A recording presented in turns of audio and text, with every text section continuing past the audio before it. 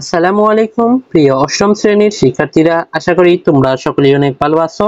তো এই ভিডিওটি নিয়ে আসলাম আমাদের গণিত বিষয়ের পঞ্চম অধ্যায় বীজগণিতীয় ভগ্নাংশ। এই অধ্যায়ের উপর আজকে হচ্ছে পর্ব নাম্বার 12।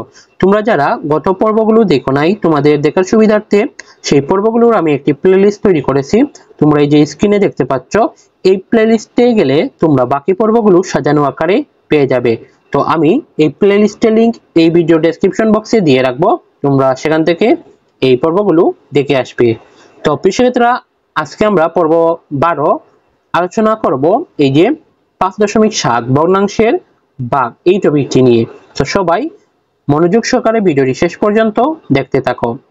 তো প্রিয় শিক্ষার্থীরা, সবাই স্ক্রিনে লক্ষ্য করো, এখানে কি বলছে যে একটি ভগ্নাংশকে অপর একটি ভগ্নাংশ দ্বারা ভাগ করা অর্থ প্রথমটিকে দ্বিতীয়টির গুণাত্মক বিপরীত ভগ্নাংশ দ্বারা গুণ করা। তো উদাহরণস্বরূপ এখানে তোমরা লক্ষ্য করো যে x/y কে z/y দ্বারা ভাগ করতে হবে।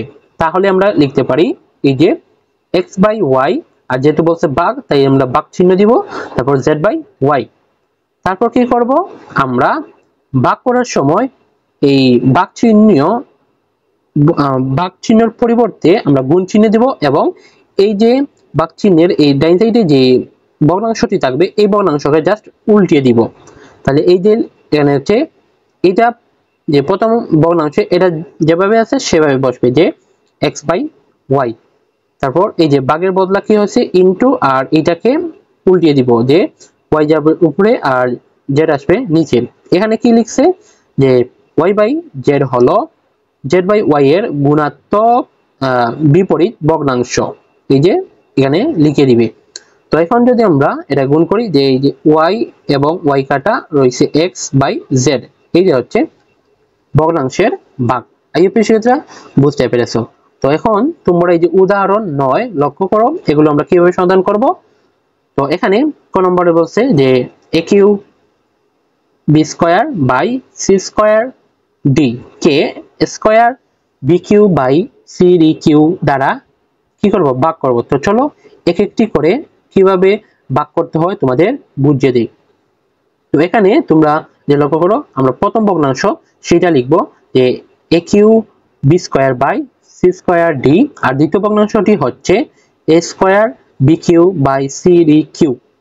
অর্থাৎ আমরা প্রথমে এই যে প্রথম ভগ্নাংশটি লিখবো, তারপর দ্বিতীয় ভগ্নাংশটি লিখবো।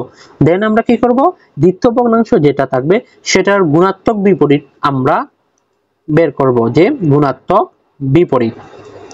তো এটা যেহেতু গুণাত্মক বিপরীত, জাস্ট উল্টিয়ে দিব। গুণাত্মক বিপরীত মানে এই যে যেটা থাকবে সেটাকে উল্টিয়ে লিখবো, তাইলে আমাদের গুণাত্মক বিপরীত হয়ে যাবে। এই যে cd³ এটা নিচে এখন হয়ে গেছে উপরে, আর এটা উপরে ছিল এখন আসছে নিচে। বুঝতে পেরেছো? তারপর কি করব, তারপর এই যে আমরা ভাগ চিহ্ন দিয়ে লিখবো, লেখার পর এই যে ভাগের চিহ্ন বদলে আমরা গুণ চিহ্ন বসাবো, আর এটাকে জাস্ট উল্টিয়ে দিব, এই যে উল্টিয়ে দেওয়া হয়েছে। তো এখন আমরা কি করব, এখন হচ্ছে এই যে এখানে বলছে যে a³b², যেহেতু এটা সমান নয় তাহলে কাটা যাবে না, এটা সমান নয় তাইলে কাটা যাবে না। তাহলে কি করবো, আমরা এই যে লবে লবে গুণ এবং হরে হরে গুণ, তাহলে a³ তারপর b², আর এখানে cd³, এই যে তারপর নিচে আছে সিরিয়ালি লিখবো, যে আগে আমরা a লিখবো, তারপর b, তারপর cd, এবার a² তারপর যে bq তারপর হচ্ছে c², তারপর d। এখন আমরা কি করব, এখানে যদি কাটা দেই তাহলে আমাদের দেখবো যে এখানে এর, আমি এখানে বোঝাই যে এর পাওয়ার 3 আর এখানে হচ্ছে এর পাওয়ার 2। আমরা জানি যে ভাগের সময় পাওয়ার গুলো বিয়োগ হয়, তাহলে এই যে 3 - 2 অর্থাৎ a, শুধু a, তাইলে যে শুধু a লিখছি। তারপর এইভাবে যে b একটা, আর এখানে কি q, তাহলে এই যে b দুইটা কাটা, আর এখানে b একটা রবে এইখানে, তাহলে যে নিচে b আসবে। তারপর যে c একটা এখানে কাটা, আর এখানে এই যে কাটলে শুধু c রইবে, এখানে শুধু c, আর d কে এখানে যদি কাটি তাহলে এটা d²। তাহলে আমাদের অ্যান্সার হবে এই যে ad²/bc। আগে বিষয়টা বুঝতে পেরেছো?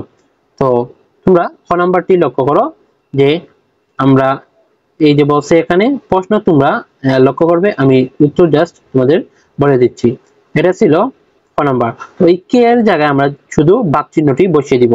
তো এখানে এই যে কে বলছে এই কে জায়গায় ভাগ চিহ্ন বসিয়ে দেবো। তারপর কি করব, তারপর হচ্ছে আমরা এই যে এই ভাগ চিহ্ন বদলা কি করব, গুণ চিহ্ন বসিয়ে এই নিচেরটা আমরা লিখবো উপরে এবং উপরেরটা লিখবো নিচে, এই জাস্ট পার্থক্য। তারপর আমরা ভাগ করে দিব। দেখুন এই যে এখানে কত, যে 6, 6 কে যদি আমরা 12 ভাগ করি তাহলে কত হচ্ছে, এখানে 2, হ্যাঁ 2। আর 5 কে যদি আমরা 10 কে তাহলে এখানে হচ্ছে 2। আর এই 2 দিয়ে 2 দিয়ে ভাগ করলে কিছুই নেই, তাহলে এখানে কোনো সংখ্যা হবে না। তারপর আমরা এই যে a টু দি পাওয়ার 4 আর এখানে a কিউ, তাইলে এই যে a কিউ কে যদি a টু দি পাওয়ার 4 ভাগ করি তাহলে শুধু a।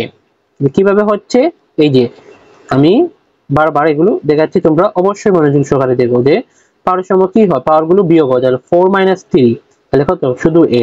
এর কারণে এখানে a হয়েছে, এই যে a। তারপর x এর বেলায় সেম, যে এখানে এই যে a কয়টা, 3টা, আর এখানে 2টা, 5টা থেকে যদি আমরা 4টা বিয়োগ করি তাহলে পাবো একটা, এই যে x একটা। y এর ক্ষেত্রে এখানে y 2টা, এখানে 2টা, 4টা, আর এখানে কত, যে 3। তো 4টা থেকে আমরা যদি 3টা বাদ দিই তাহলে শুধু y থাকবে, আর উপরে এই যে y। তারপর হচ্ছে আমরা কি করব, যে b রয়েছে, তো b এখানে কয়টা, 2টা, আর কি আছে b নাই, তাইলে 2টা লিখবো। আর c এখানে একটা, আর উপরে কিছু নাই, তাইলে c একটা। এটাই হচ্ছে অ্যান্সার। তারপর বিষয়টা গ নাম্বার তোমরা লক্ষ্য করো, তো এই যে কে এর জায়গায় আমরা ভাগ চিহ্ন বসাবো এবং এই ভাগ চিহ্নর বদলে আমরা নিচে কি করব, গুণ চিহ্ন দিয়ে এই উপরেরটা কি করব, নিচেরটা উপরে এবং উপরেরটা নিচে। তো এখানে aq - bq, aq - bq সূত্র হচ্ছে a - b into square plus ab plus b square, আর নিচে যে a প্লাস b। আর এটা যেভাবে আছে, অর্থাৎ স্কয়ার মাইনাস বি স্কয়ারের সূত্র, স্কয়ার মাইনাস বি স্কয়ারের সূত্র a plus b into a minus b, আর এটা যেভাবে আছে সেভাবে বসবে। দেন এখন আমরা কি করব, এখন এই যে a প্লাস b আর এখানে a প্লাস b কাটা, তারপর হচ্ছে এই যে square plus ab plus b square, আর এই যে স্কয়ার প্লাস b স্কয়ার এটা কাটা। তো রইছে এখানে শুধু a minus b, a minus b, তাহলে এই যে a minus b, a minus b। আর দুইটা a মাইনাস b কে আমরা এইভাবে লিখতে পারি, a minus b whole square. এটা হচ্ছে গ নাম্বার উদাহরণ। তারপর হচ্ছে ঘ, তো এই যে কে এর জায়গায় ভাগ চিহ্ন বসাবো, তারপর এখানে গুণ দিয়ে উল্টিয়ে দিব এইটাকে। সব সময় এই যে ভাগ চিহ্ন থাকবে সেটার ডান পাশে যেটা থাকবে সেটাকে আমরা উল্টিয়ে দিব। তো এখানে এই যে ছিল aq মাইনাস, আর এই যে 27 এখন কোন সংখ্যার উপরে আমরা কিউব করলে 27 হবে, তাহলে 2 এর উপরে যদি কিউব করি তাহলে 8, 3 এর উপরে যদি আমরা কিউব করি তাহলে পাবো 27, তাইলে এই যে আমরা 3 কিউব লিখবো। আর এখানে হচ্ছে এটা মিডল টার্ম, যে আমি গত পর্বে মিডল টার্ম তোমাদের বুঝিয়েছি, যে 7x হচ্ছে আমরা যোগ অথবা বিয়োগ করে পাবো, আর গুণ করলে 6 হবে। তাহলে কি করব, যে আমরা এই 6 ইনটু 1 অর্থাৎ 6, তাহলে 6 আর 1 7, আর 6 আর 1 গুণ করলেই 6, তাহলে আমাদের এটা মিলে গেছে। তাহলে আমরা লিখবো square minus 6x minus x plus 6। আর এটাকে উল্টে লিখবো, যে এখানে কত ছিল x স্কয়ার মাইনাস 9, এটাকে নিচে লিখবো। তাহলে কোন সংখ্যার উপরে স্কয়ার করলে 9 হবে, 3 এর উপরে স্কয়ার, তাহলে 3 ইনটু 3 9। তারপর এই যে কোন সংখ্যার উপরে আমরা স্কয়ার করলে 34 পাবো, তাহলে 6 এর উপরে যদি আমরা স্কয়ার করি তাহলে 6 6 34, এইটা লিখবো। তো এটা লেখার পর কি করব, আমরা এখানে এই যে x কিউ মাইনাস 3 কিউ অর্থাৎ a cube minus b cube সূত্র লিখবো, a minus b into square plus ab plus b square. আর নিচে এই দুইটা থেকে কমন নিব, এই দুইটা কমন নিলে আমরা x মাইনাস 6 পাবো। আর এই দুইটা কমন নিলে অর্থাৎ এখানে এই লাইনটা এখানে তোমরা এড করে নিতে পারো, যে x ইনটু x মাইনাস 6, তারপর হচ্ছে মাইনাস 1 x মাইনাস 6। তারপর তোমরা এই যে যেহেতু এখানে x মাইনাস 6 দুইটা আছে তাই একটা লেখা হয়েছে, আর এখানে এই যে x মাইনাস 1, এই x মাইনাস 1 এখানে লিখে আছে, তোমরা চাইলে এই লাইনটা এখানে এড করে নিতে পারো। তারপর এটাকে এই যে a square minus b square সূত্র a plus b into a minus b, আর এখানেও a plus b into a minus b।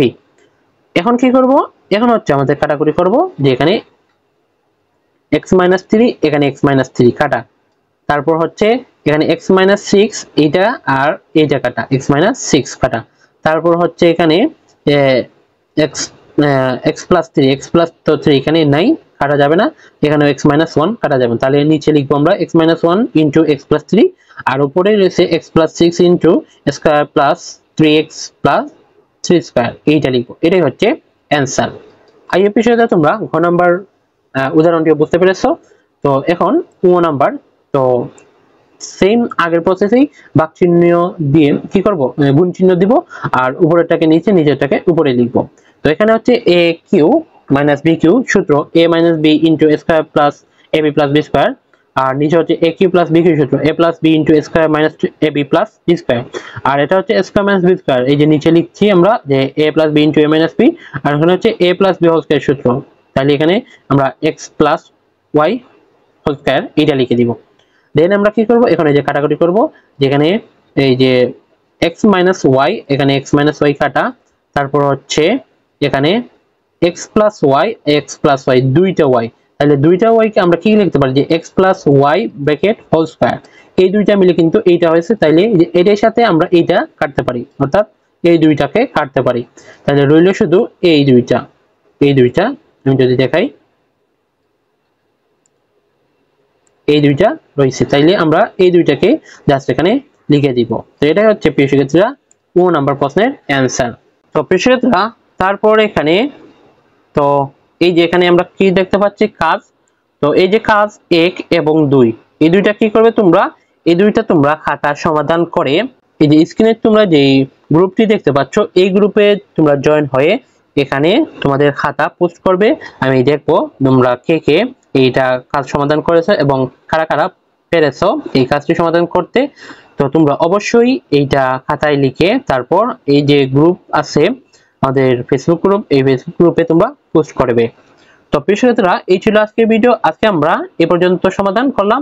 আমরা নেক্সট ভিডিওতে উদাহরণ 10 অর্থাৎ সরল করো এই টপিকটি নিয়ে, অর্থাৎ এখান থেকে শুরু করব। তো আজকের ভিডিওটি তোমাদের কাছে কেমন লেগেছে ওভারঅল তোমরা অবশ্যই কমেন্ট করে জানাবে।